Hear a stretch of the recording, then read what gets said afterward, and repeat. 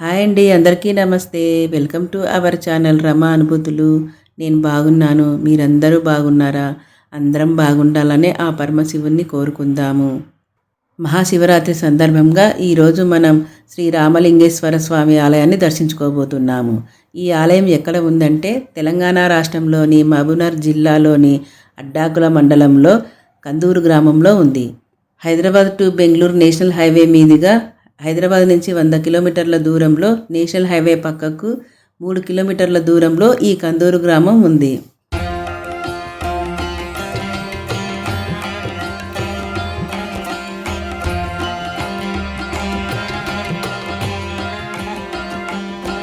కందూరులోని శ్రీ రామలింగేశ్వర స్వామి ఆలయాన్ని దక్షిణ కాశీగా కూడా పేరుంది. ఎందుకంటే కాశీలో తప్ప మరెక్కడా కనిపించని కల్పవృక్షాలు ఈ ఆలయంలో ఉన్నాయి.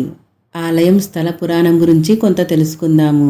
11వ శతాబ్దంలో కాకతీయుల వంశానికి చెందిన ప్రతాపరుద్రుడు అనే రాజు ఈ ఆలయాన్ని నిర్మించినట్లు చరిత్ర చెప్తుంది. పూర్వము కందూరు గ్రామంలోని గుట్టపైన రామలింగేశ్వర స్వామి ఆలయం ఉండేదట. ఆ గ్రామంలోని తాంబలి వంశానికి చెందిన ఒక మహిళా భక్తురాలు రోజు ఆ గుట్టపైనికి ఎక్కి స్వామివారికి అభిషేకం చేసేదట. కొంతకాలానికి ఆమె గర్భవతి కావడంతో, స్వామి, నేను ఈ కొండ ఎక్కలేనని, మీకు అభిషేకం చేయలేనని స్వామివారితో మొరపెట్టుకుందట. స్వామివారు ఆమె భక్తిని మెచ్చుకొని, నేనే కొండ దిగి కిందికి వస్తానని, నీవు వెనక్కి తిరిగి చూడకుండా వెళ్ళిపోమ్మన్నాడట.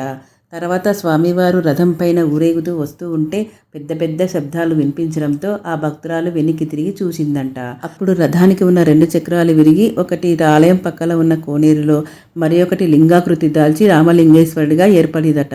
అప్పటి నుంచి స్వామివారు రామలింగేశ్వరుడిగా అవతరించి పూజలు అందుకుంటున్నాడట.